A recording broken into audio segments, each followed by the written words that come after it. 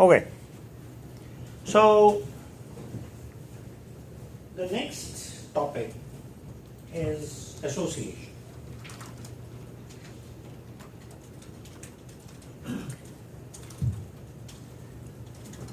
And this is the first object relationship we are looking at.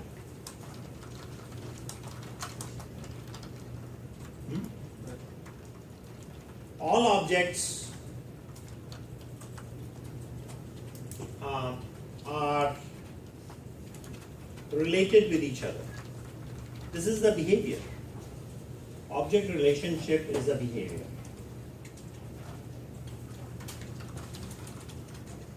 And when we talk about separation of behavior from implementation, we talk about understanding what the relationship is first, and then we talk about how it's implemented in coding.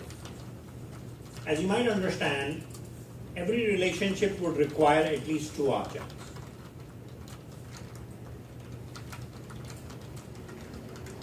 So there are a total of 5 relationships that can be used to define. There are 5 different types of relationships that encapsulate all relationships that exist. I mean, that's a very powerful statement right there. That if you want to think of any relationship between two objects in any ecosystem, 5 relationships. It encapsulates everything.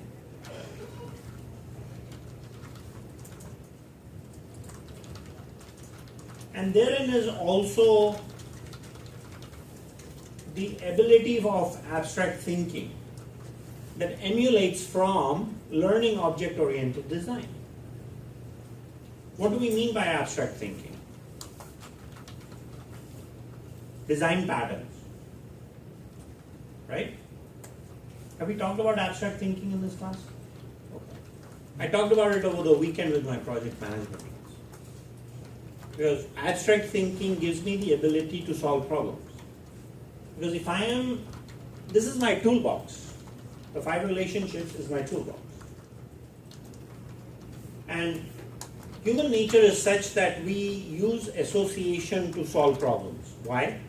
Because we say, okay, and this is our if I can say, this is how our brain is built as well. If I've learned a little bit about the brain, it is that you have these neuroassociations that get programmed with experience. You go out of your comfort zone, you do something, you do X, Y, Z, and you get comfortable at that, and then you do something else. And you say, oh, first bungee jumping was hard, now I can, jump off a cliff with normal support systems, and that's not scary. And now I can take a ride in a plane and, glide down safely. Different levels of comfort, right? Neuroassociations. If we call these experiences as neuroassociations, these are programs that are written by our brain for us to improve our comfort zone.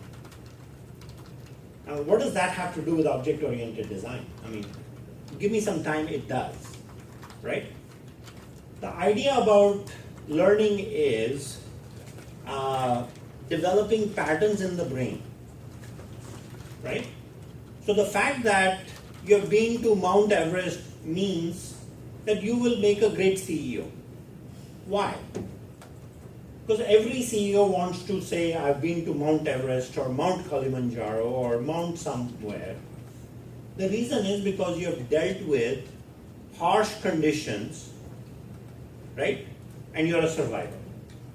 And so therefore, the patterns that came together as a function of that experience, now you bring into a company, and challenges that may come about, you're able to combat those easily because you have conquered Mount Everest.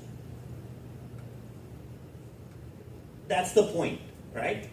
The point is patterns of learning that are associated from one set of experiences to another. And that makes us a better thinker. That's why they say hire people with experience, right? Hire somebody that has 50 years of project management experience as a project manager. And then they will come in and tell you what? Oh, well, when I was at so-and-so company, this is what I did. And you say, okay, let's get to work. But their wisdom becomes the vocabulary for survival, right?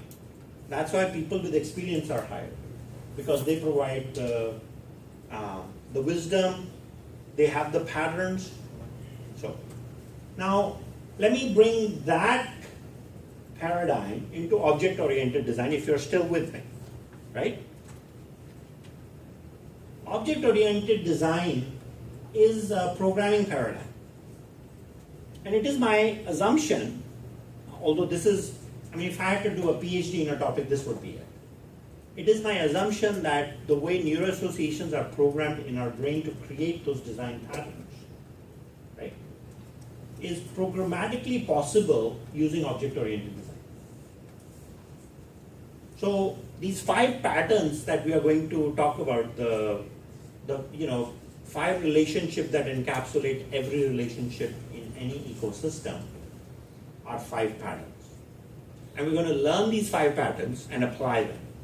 And these are the atoms of object-oriented design. And then when we start building molecules and we start taking the same relationships and start applying them to molecules and start making compounds, we all of a sudden start creating very sophisticated systems. So then we can deal with cloud computing and Internet of Things and big data. All of that, the core foundation is object-oriented design, or can be, if you want, because you get reusability, extensibility with this paradigm. Because there is no need to reinvent something when it's been written once, right? If an atom exists, look at nature. If nature has, you look at chemistry and you look at the number of compounds that they have come up with, and when they start looking at things at a molecular level, right? You look at the periodic table, there's only so many things, and the combination of those make complex things, right? It's the same theory here.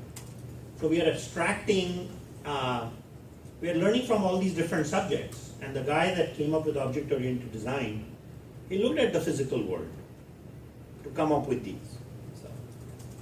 So the 5 relationships, folks, are, first is encapsulation, association, containment, inheritance, and polymorph. So we're going to learn 2 out of those 5 today. So we're going to look at association. So let's first define what association is. You and I are associated in this by virtue of you taking this course, and that's what we'll program. We're going to write a Java program to say that a student object is associated with the instructor object through a method called taking 36B. Get it? So you have to start thinking in terms of properties and methods, right, for the implementation side. But before we get into the implementation side, the separation of behavior in terms of association is, associations are temporary. You're associated with many things in your life. You as a human object are associated to your home object where you live. But you're not there all the time. You leave, right? You go to work. So you have an association with work for 7 hours, 8 hours. Then you come to class, that's an association. Then you get in your car or you take the bus home. That's an association, right? So associations are temporary. They're short-lived. Like the battery in Android phone. I will not talk about battery in an iPhone because that's not association. You can't even take the damn thing out. It's there, right? You have to throw away the phone. Is that right? Am I saying that accurately? Or maybe you can go to the Apple store and they will replace it for you for $200. Okay, I'm exaggerating. Okay, it's possible. But it's battery in an iPhone is contained. When an object lives in another object forever and ever, until the object is ready for garbage collection. Like my brain is going to live in my body until I die. That's true containment, right? And I was thinking of the battery in an iPhone to that same extent. How many of you in the room, those of you who have had an iPhone have actually replaced the battery? Ooh, not me. One person. Okay, so that would be an example of association. For the rest of you, it's containment. Okay? Wow, that's pretty good. Well, it was done though, right?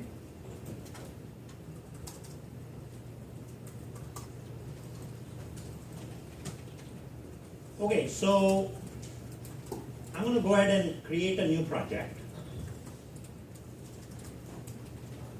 And I'll post the code for you guys in the notes. And I'm going to call this project lowercase association. Hopefully that hasn't been created before. And I'm going to create a new Java class, and we'll call this student. And I'm going to, what? I didn't want that. This thing is very helpful. It created a package for me for which, because we haven't covered, I don't want to do that. So what I'll do is create the class again, and this time instead of specifying a default package name, or specifying a package name, I'll leave it as default, and then I'll create a student class. That's better. So now I'm in the default package. Can you guys see that in the back? And we'll create another class called instructor. Right? So, of course, we can have properties and methods. I'm just going to get to the point for demonstrating association. Right? So, instance method. So this is how I program my behavior. My behavior is go and teach 35B, 36B. Right? So I'll write a method called teach 36B. Right? And what do I do in 36B?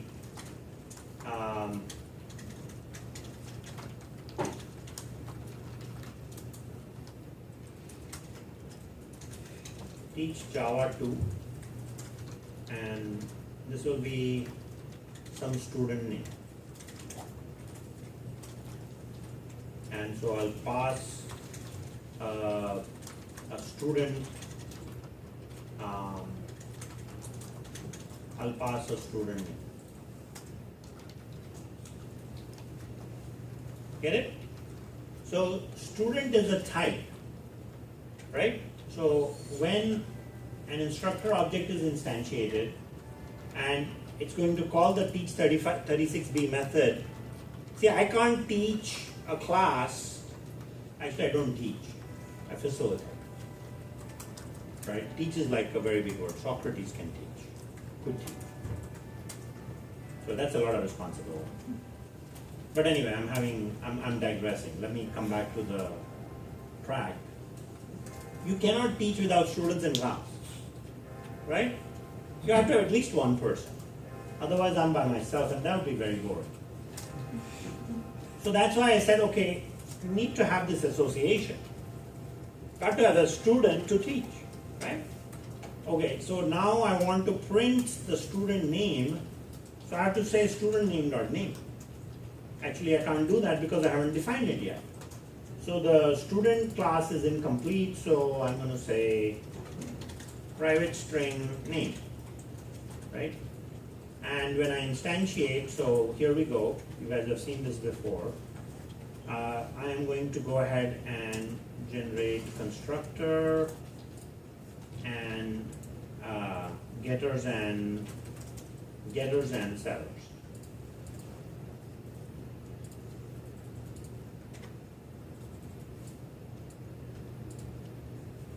Right? Done. It was written in a few seconds. Whether you have 3 properties or 10 properties, this base code can be done quickly. Private properties, public methods. So now I go into instructor and I say I'm passing a student.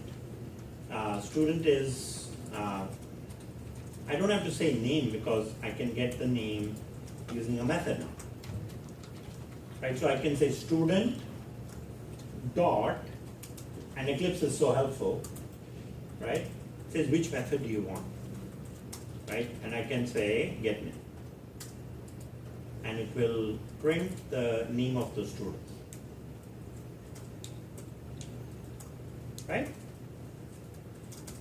At this point, instructor is associated with one student. There is at least one student for teaching 36B. But when we talk about array of objects, we'll talk about it again, right? We'll use the same example, why not? So now let's go ahead and write a main. Now, of course, instructor has a name and getter setters and all that, but I'll let you guys have that fun, right? So I'm going to create another class, and I'm going to call that driver. And I'm going to put a main in it. Because each blueprint is separate. Instructor, student. It's like we are getting paid by the number of classes we are writing. Or by the number of lines of code we are writing, because we are auto-generating some of that. Bad joke. So we have a main, right? So let's deal with association. So instructor Sing equals new instructor. So Sing is an empty object. There's no properties. But I could take that personally, self-deprecating. We could say Sing dot teach 36B student. Which student? We don't have one yet. So I could say null. It's suggesting null, meaning teach no money. Okay, if I say, I mean, student is null basically right now. There's no even, I mean, it's actually a syntax error right here. Right? So to fix that, we will say student S1 equals new student. And then we'll say S1 dot set name error.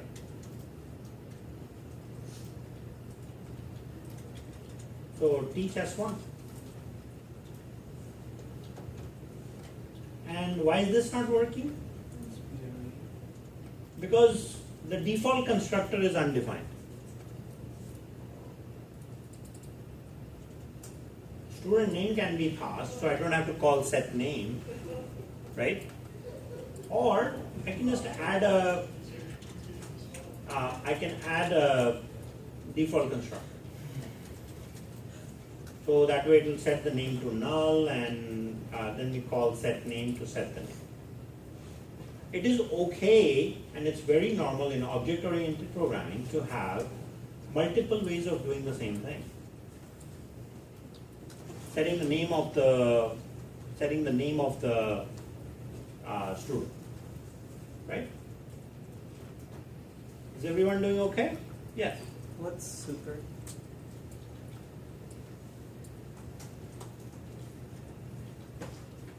later. Auto generation, right? Because that has to do with inheritance, and so what it was doing was calling the constructor of a parent class. So now that statement starts. Okay, well, what is the parent class? That's why I did it. Give me a couple of weeks. You guys remember this? Usage of this keyword? This is referring to the current object. Now, name is an instance variable. Name can be used in the entire class. Right? So far so good? Name is also a local variable. Name is also a local variable. And it can only be used in this part. 1 second, please. So now, if I want to take the value of a local variable and I want to put it into an instance variable, how do I do that? Because if I say name is equal to name, see when I highlight, actually this is pretty nice thing about Eclipse. It tells me, when I highlight a variable, it tells me the scope that I'm dealing with. So I'm assigning the value to itself. When I want to refer to name, right, and that is the instance variable, you can see the ones that are highlighted. This is referring to the instance variable. And this dot name is also referring to the instance variable. So I want to use this because I want to assign the value to an instance variable. Your question, please. I was just wondering if it would be better code if I'm not saying that the code is bad or anything, but would it be better if that the instant variables were different from the local variables in name, because then can you like somehow like make it error and then like it's hard to debug sometimes? I mean, since you see the scope in Eclipse, it's kind of. You could use a different variable name, but you typically get habituated doing this because that's the norm, right? Mm-hmm. So getting used to using this keyword it happens. But the avoidance is what you said. Use different variable names for local variables than instance. This never comes up, never has to be used. You never have issues with you never have stealth bugs. Okay, so to complete the association, right? Teach 36B, student teaches, instructor teaches 36B, and in the driver we say Harry and then this. And then this doesn't do anything though. It doesn't print anything, so we don't know what's going on. So what we could do is add a breakpoint here and run the code in debug mode.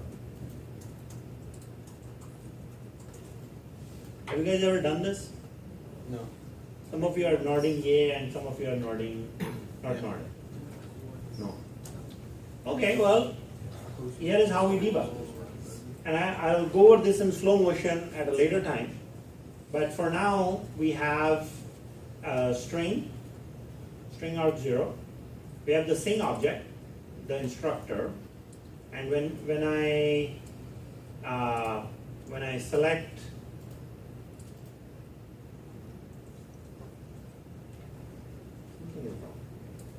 it's showing that it's an instructor at, this thing is too large, I guess. Oh, there we go. So, S1. You can see the name of the student is Harry. Right? So what we are doing is, code-wise, we created a new instructor sing, and you can see the location at 58D25A40. That's a memory location. Then you look at S, the student. And in fact, we can look at the instructor, and instructor really doesn't have any properties. It's an empty object, as expected. You look at S1, it has a name property with Harry. And it has a memory location, right? So you we were able to set the, we have called this statement already. Otherwise, the name would have shown null, right? It's showing Harry because that method has been called. But this method is yet to be called. So now, to sing object, in Teach36b method, we are passing an instance of S1.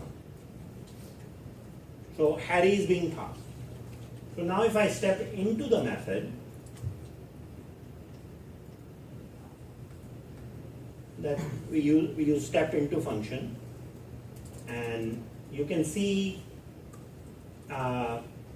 student is Harry, right? And this is the line that we are ready to execute, and we say teach Java to get name. In fact, so there is a print line, which is nice. So we'll say step over, teach Java to Harry. An object was passed by reference. We're done with the method, and we'll go step over again. And that was the end of this, and this is the end of the method. Folks, this represents association relationship. Passing an object by reference. So if you wanted to take a class that was in a different directory from the class you were in, could you create an instance of that class if it's in a different directory? Packages. I need one more week to answer that question. Yeah, that's the topic of packages, and that translates to different directories, and there is a mechanism for doing that. Right now, we are putting everything in the same. Yes, we will cover that. In fact, that's an important piece for learning protected keyword, which I ignored today, as you may have. I only went to private and public. Will you be putting these examples? Oh yeah, right. Good. Totally. I'm not going to put the project, but what I'm going to do is copy and paste this in your notes. Then you can copy and paste it in your Eclipse and you.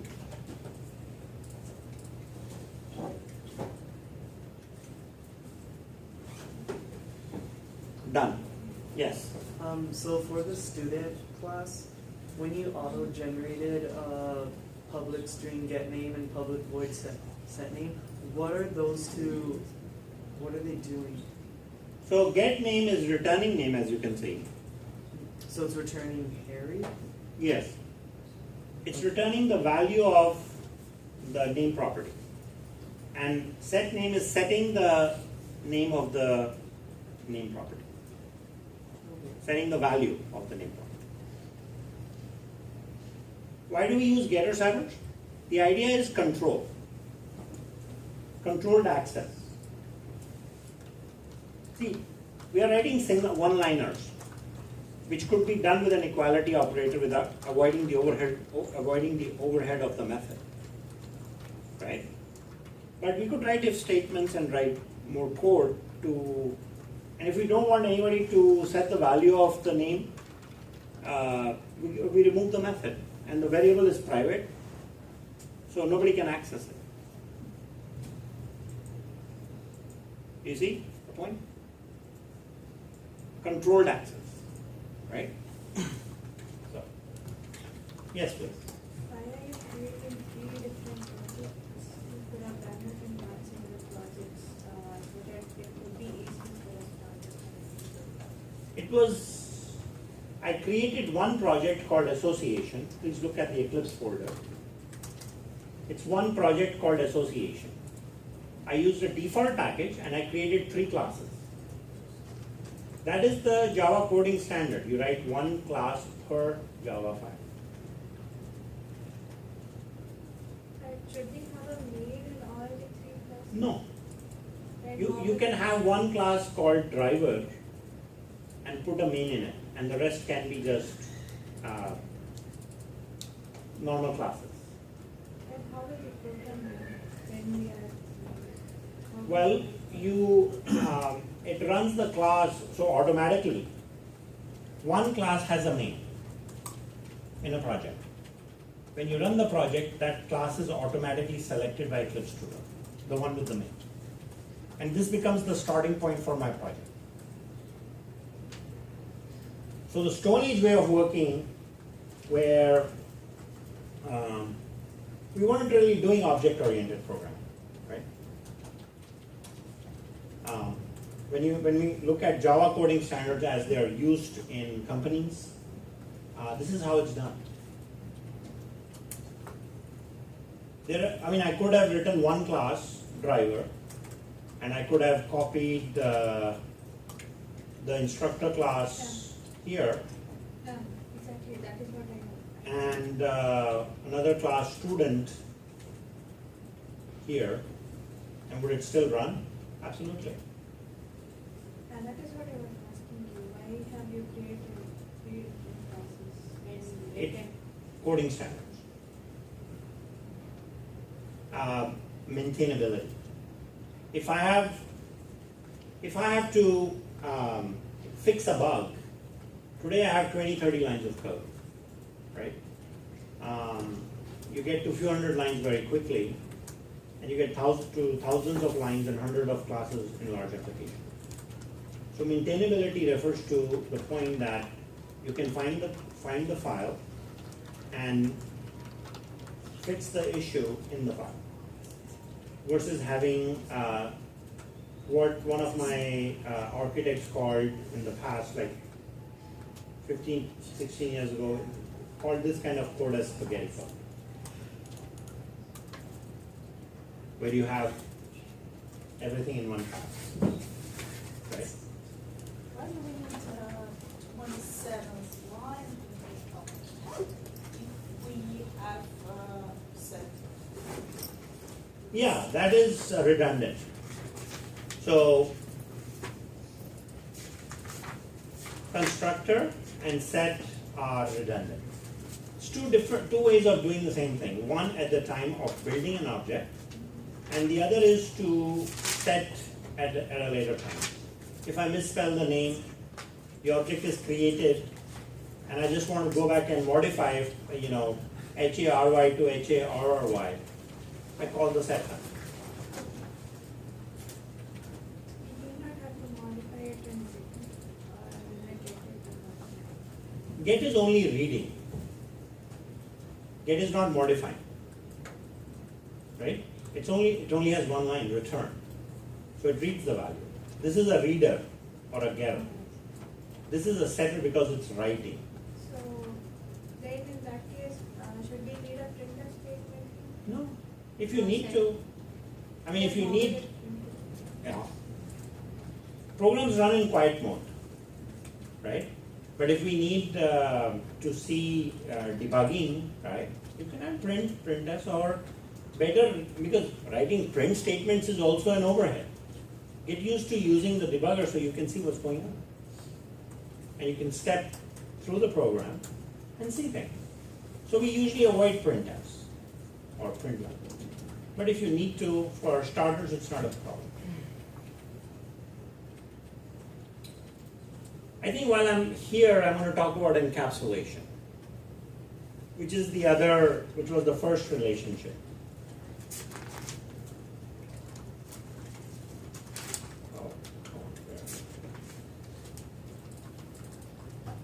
I've talked about association. I want to talk about encapsulation attachment. Encapsulation says hide. Encapsulation is information hiding.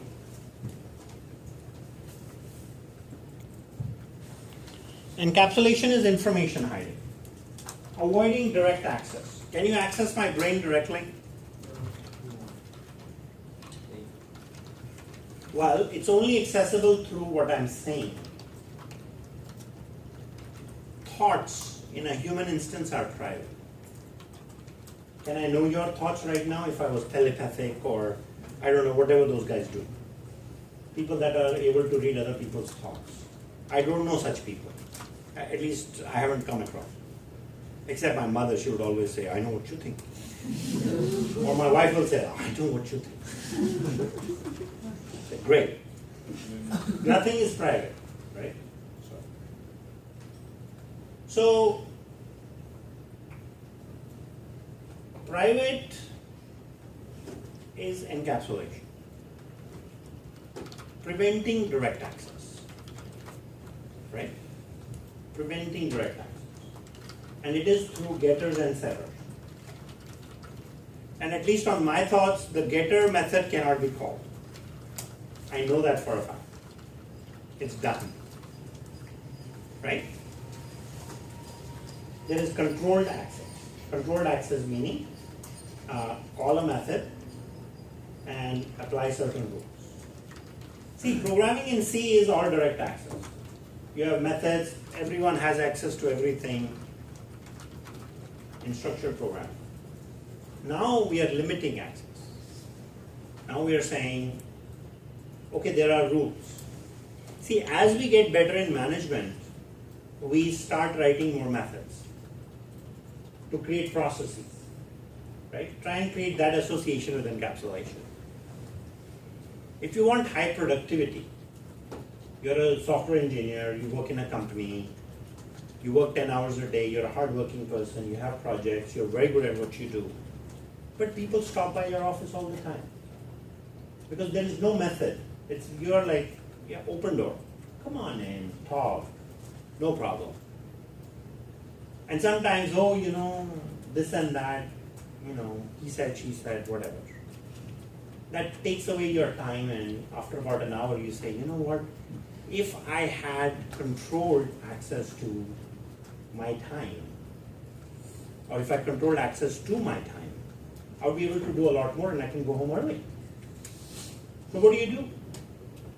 You make time property, your time property, a private variable. You encapsulate it. And you are very professional about it too. And you have a method. The getter is private because only you can call it, nobody else can. Or maybe getter can become protected so your manager can call it, but it's not public, so anybody has access to your time. Get it? You start thinking in those terms, and all of a sudden, right? Somebody comes over, and how do I implement private access? I'll put headsets.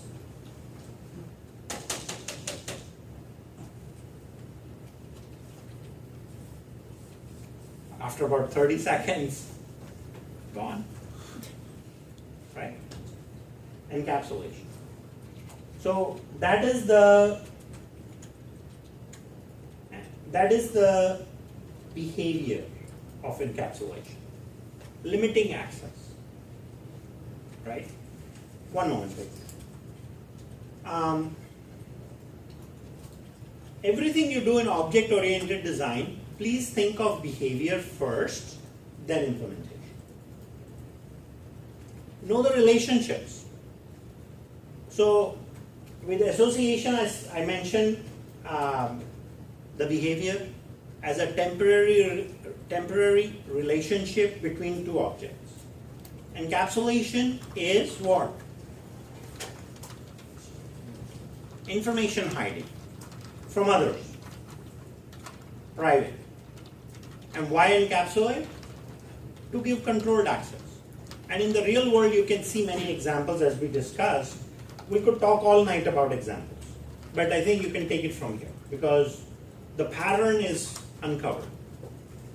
And once you understand the behavior that you want to implement, which is encapsulation, the implementation in code is private. And that's why it's a coding standard. Because controlled access to methods is a requirement in Java classes. Any Java projects you will work on, and Java coding standards are applied, public variable declarations are, can I use the word frowned upon? Probably not. It's not used. So our private encapsulation, is it to protect the user or the program? Program. Okay. Yeah, it's all code. See, when I talk about human examples, I'm just trying to explain the behavior. It brings it to life in class and therefore easy to understand. But at the end of the day, you're really writing code, you know. So, any other questions? We're okay? All right.